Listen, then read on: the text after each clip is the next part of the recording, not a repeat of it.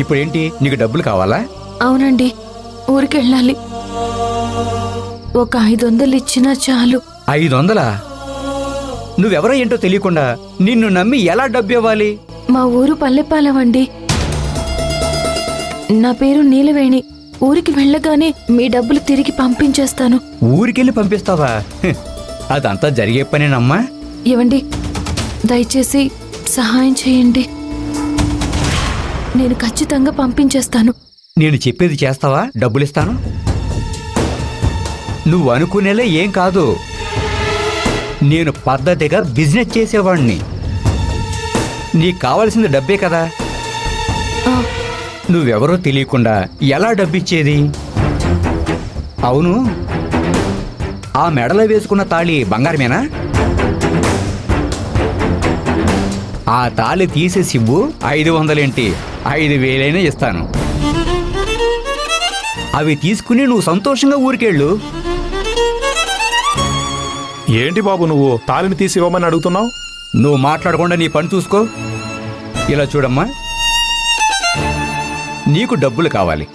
నువ్వు ఊరికెళ్ళాలంటే నా దగ్గర డబ్బులు రెడీగా ఉన్నాయి. ఇలా చూడు, నేను నిన్ను బలవంతం పెట్టడం లేదు. ఆ తాళిని తీసిచ్చి ఈ డబ్బులు తీసుకెళ్ళు. వద్దంటే ఇక్కడి నుంచి బయలుదేరు. రేయ్, డబ్బులు మడిచి నీ జేబులో పెట్టుకో. మొహం చూడు, మొహం. ఏదో సాయం చేస్తున్నట్టు పెద్ద బిల్డప్ ఒకటి. అమ్మా, ఇలా రామ్మా.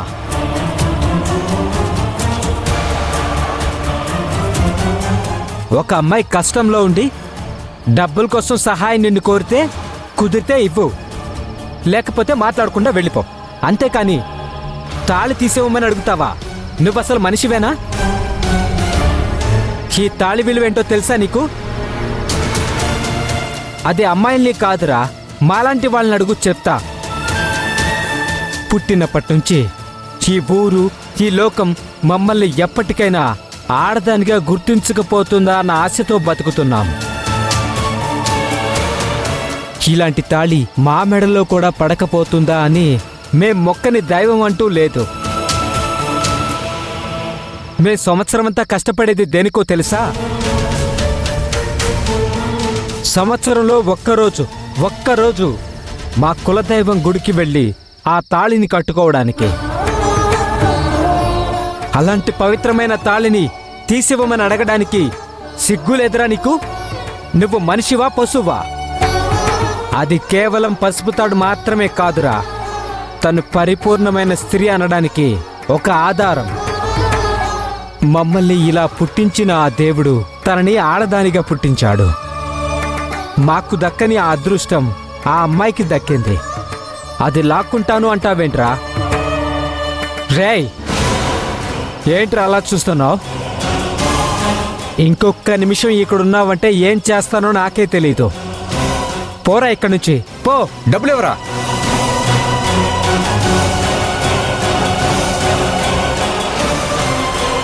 అన్నా, ఒకటి ఇవ్వన్నా. అలాగేనమ్మా. బాటిల్ ఇవే, వాటర్ బాటిల్ ఇవ్వు. తీసుకోమ్మా. ఈ నీళ్లు తీసుకొని మొహం కడుక్కొని తాగు. తీసుకోమ్మా, తీసుకో.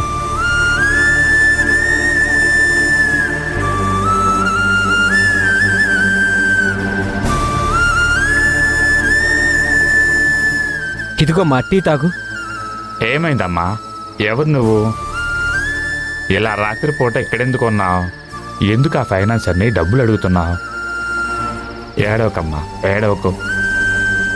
మగాడిగా పుట్టిన సమస్యే, ఆడదానిగా పుట్టిన సమస్యే, మాలాగా పుట్టినా కూడా సమస్యే. మొత్తానికి మనిషి జన్మే సమస్యలతో నిండిపోయింది. ఎన్ని సమస్యలున్నా చచ్చేదాకా ఎలాగైనా బతకాల్సిందే. నీ సమస్య ఏంటో చెప్పు, మా వల్ల అయినంత సహాయం చేస్తాం.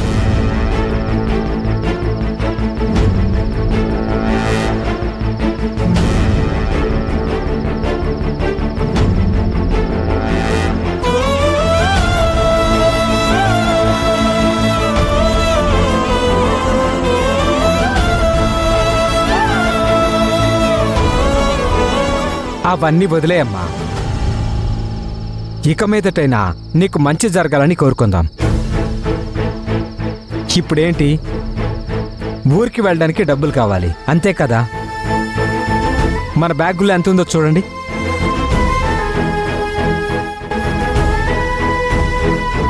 ఈ గ్లాస్ పట్టుకో, ఇదిగోమ్మా, తీసుకోమ్మా. ఇంత డబ్బు వద్దక్క, నాకు ఒక 300 చాలు. పర్వాలేదు, తీసుకోమ్మా. నువ్వు వెళ్ళే దారిలో ఏమైనా అవసరమైతే ఏం చేస్తావమ్మా? నేను ఊరు వెళ్ళగానే మీకు పంపించేస్తాను.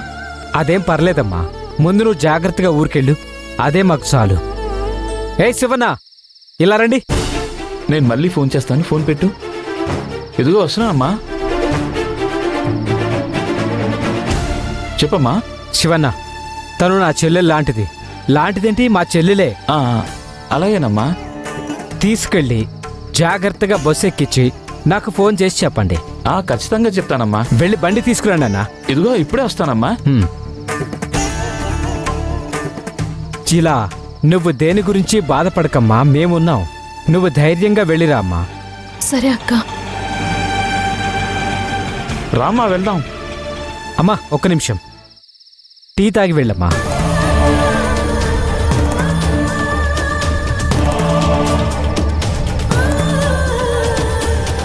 నాకు చాలక్క, వెళ్ళొస్తాను. ఒక్క నిమిషం, తనకివ్వక్క. ఇది జాగ్రత్తగా పెట్టుకోమ్మా, ఇది మా కులదైవం. జాగ్రత్తగా వెళ్ళిరామ్మా. ఇక మీదట నీకు ఎలాంటి కష్టమూ రాదు.